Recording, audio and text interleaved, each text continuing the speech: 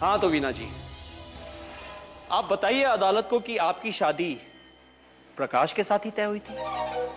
नहीं, मेरी शादी किसी और के साथ तय हुई थी।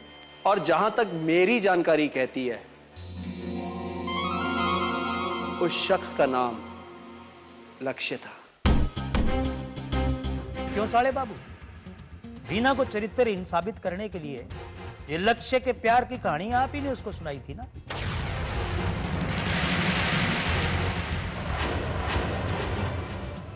सच कभी छुपता नहीं बेटा। अगर मुझे कभी पता चला ना कि वीना की कोई बात तुम लोग ने मुझसे छुपाई है, तो मैं तुम लोग को कभी माफ नहीं करूंगी। हे भगवान, लड़ाई तो तूने शुरू करवा दी, बस इतनी दया करना कि इसका अंत अच्छा ही हो।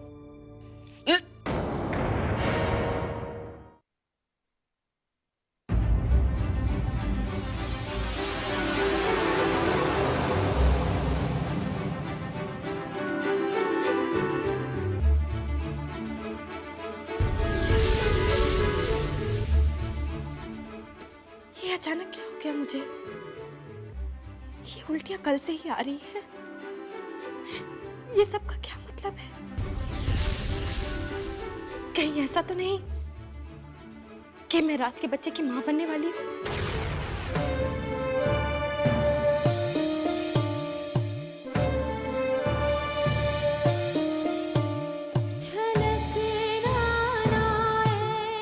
नहीं नहीं, ऐसा नहीं हो सकता।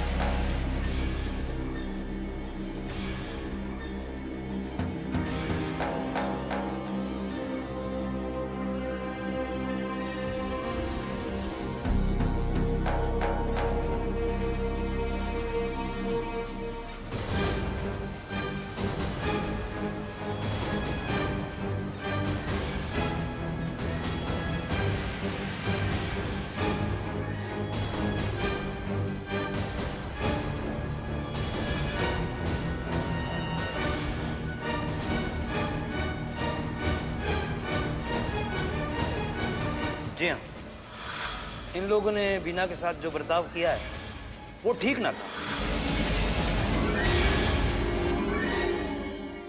इन लोगों ने वीना के साथ जो बर्ताव किया है वो ठीक ना था।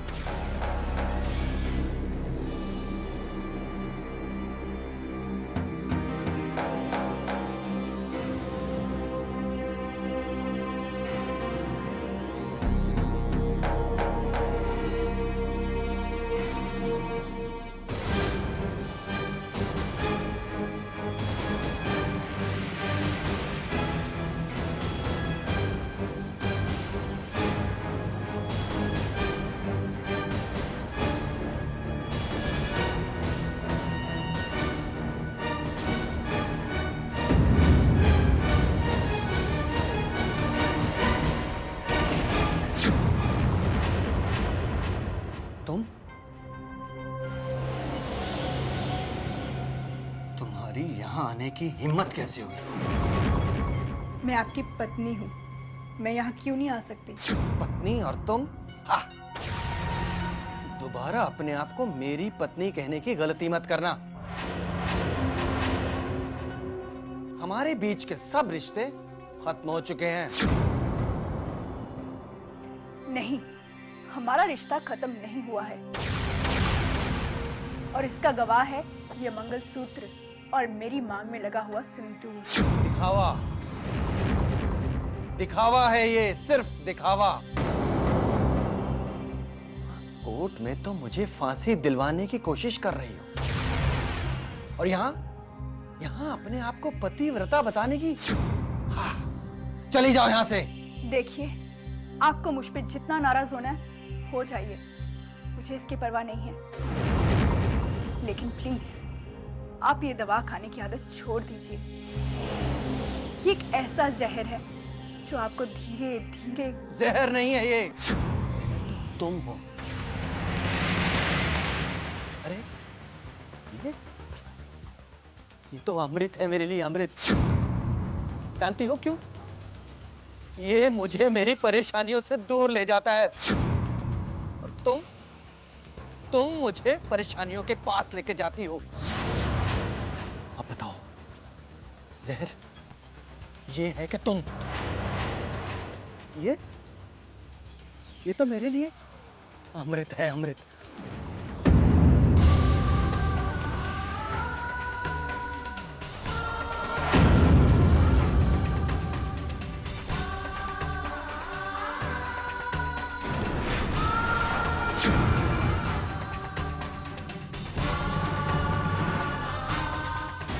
इससे जितना दूर जाना चाहता हूं, उतना ही ये मुझे सपने में आकर भी परेशान करती है।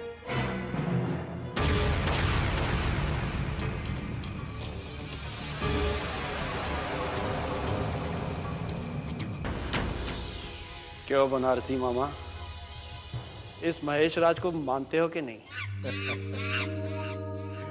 अरे कैसन बातें करते हो बाबू। अगर मानते नहीं होते तो का कोर्ट में ही काहे भेजते। और हाँ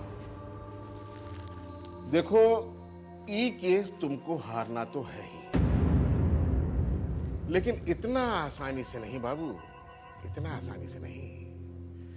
पहले वो बाबूलाल का इज्जत कोर्ट में नीलाम करो, फिर उसका इज्जत का एक एक परत दर परत उतारो, और फिर उसकी धज्जियां उड़ा दो। ठीक है बनारसी मामा, ऐसे ही करते हैं। और इसके लिए सबसे पहले उस वकीलनी स्नेहा वर्मा को गुस्सा दिलाना होगा। अरे वो क्या है? स्नेहा वर्मा को गुस्सा दिलाने का बहुत बड़ा फायदा होगा बनारसी मामा। एक बार स्नेहा वर्मा को गुस्सा आ गया तो वो जीत के पीछे हाथ धो के पड़ जाएगी, और वो जीतने के लिए किसी भी हद तक जा सकती है। वो बाबूलाल के पीछे हाथ धो के पड़ जाएगी। वो बाबूलाल और उसके पूरे परिवार की धज्जियां कोर्ट में उड़ा देगी, और उसकी बहू को मैं शर्मिंदा करूंगा। वाह वकील बाबू वाह, मान गए तो का भाई, मान गए। क्या दिमाग लगाते हो। बनारसी मामा, हम काले कोट वाले दिमाग की कमाई तो खाते हैं।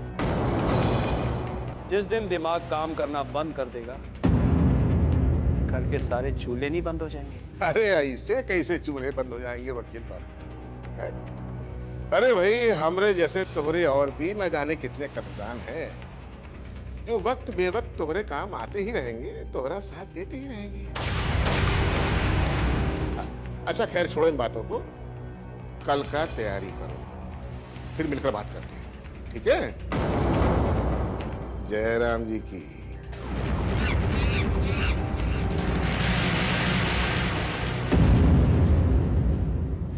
अरे नमस्कार स्नेहा जी। नमस्ते महेश जी। बहुत थकी थकी सी लग रही हैं आप। लगता है केस जीतने के लिए सारी रात मेहनत करती रही हैं। मेहनत करने की जरूरत आपको है महेश जी, मेरा केस तो पहले से ही स्ट्रांग है। ये भूल है आपकी स्नेहा जी। आज जो कोर्ट में होगा आप सोच भी नहीं सकती। मैं सोचना जरूरी भी नहीं समझती, क्योंकि मुझे पता है आज आप जो भी सवाल करेंगे उसमें आप खुद ही फंस जाएंगे। स्नेहा जी, अंग्रेजी भाषा में इसे कहते हैं ओवर कॉन्फिडेंस। आप जिस विजय रथ पर सवार हैं, उसने आपके अंदर घमंड भर दिया है।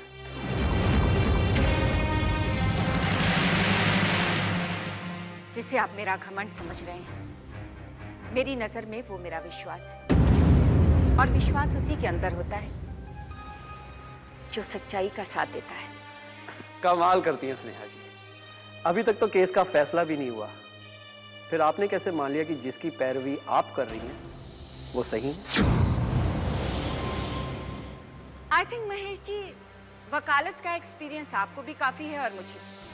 हमें ये तो पता ही होता है कि कौन सच्चा है कौन झूठा, लेकिन जो भी हमें फीस देता है हम उसे ही सच्चा साबित करने की कोशिश करते हैं, है ना?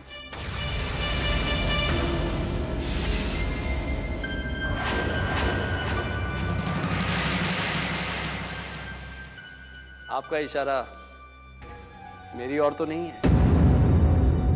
समझदार के लिए इशारा ही काफी है। मिलते हैं।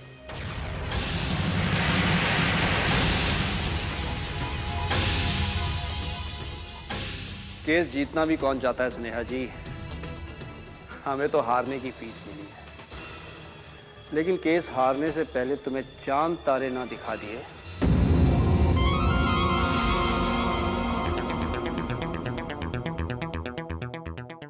मेरा नाम भी महेश राज नहीं। आज की कार्रवाई शुरू की जाए। मिलॉर्ड, कल मेरी काबिल दोस्त स्नेहा जी ने अपनी दलीलों में कहा कि प्रकाश और उसके घर वाले अपनी बहू वीना को दहेज के लिए प्रताड़ित करते थे।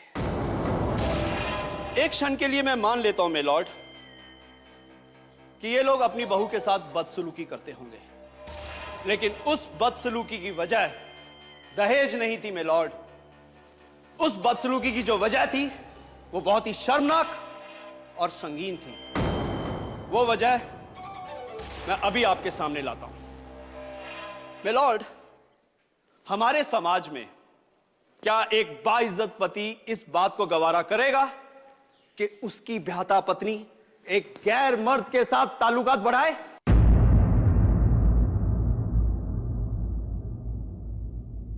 हाँ योर ऑनर, वीना जी का एक गैर मर्द से बढ़ता हुआ रिश्ता इनके भोले भाले पति प्रकाश से बर्दाश्त नहीं हुआ, और यही वजह थी इन पति पत्नी में अनबन।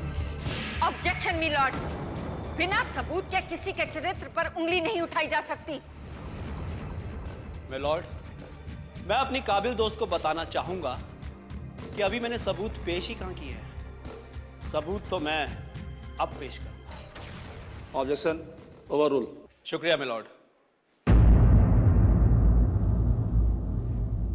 मिलॉर्ड, अपनी बात को साबित करने के लिए मैं सबसे पहले हंसिका जी को कटघरे में बुलाना चाहूंगा। इजाजत है।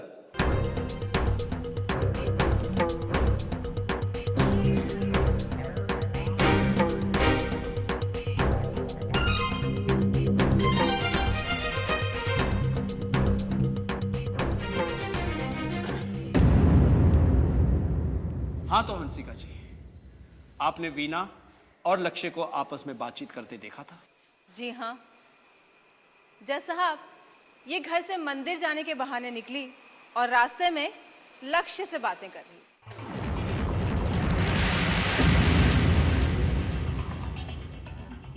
देखा जज साहब, एक इज्जतदार घर की बहू पड़ोस में रहने वाले लड़के से मिलना जुलना रखे और राह चलते उससे बातचीत करे, इसका कोई क्या मतलब निकाल सकता है?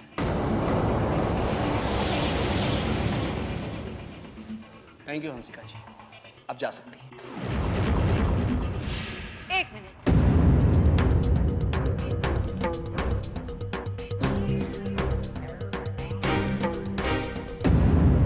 थैंक यू हंसिका जी, अब जा सकती हैं। एक मिनट।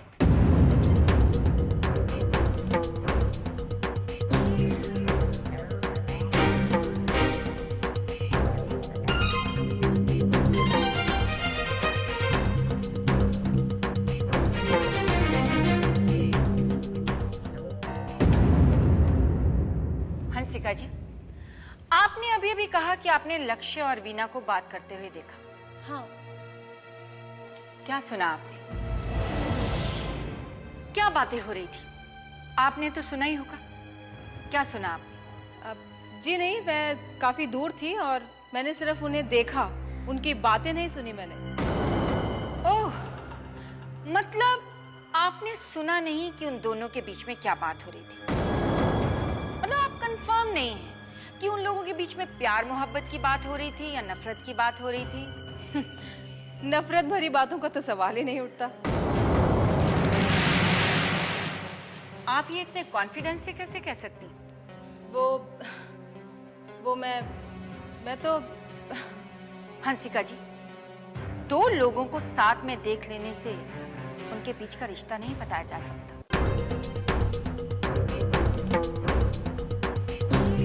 हो सकता है कि प्रकाश का दोस्त होने के नाते वो वीना से बात कर रहा हो, या ये भी हो सकता है कि पड़ोसी होने के नाते उसने वीना को अकेले खड़े देखा हो और वो ये पूछना चाहता हो कि वो किसी प्रॉब्लम में तो नहीं।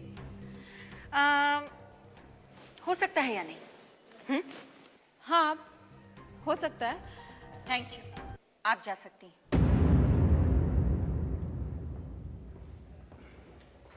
जज साहब, इन छोटी मोटी गलतफहमियों के आधार पर इन्होंने वीना के चरित्र पर उंगली उठा दी, ये जाने बगैर कि असलियत क्या है। ये लोग हमेशा वीना को डांटते फटकारते रहते थे। इन्होंने सिर्फ उसे शारीरिक कष्ट नहीं पहुंचाया है, बल्कि मानसिक तौर पर उसे हमेशा परेशान करते रहते थे।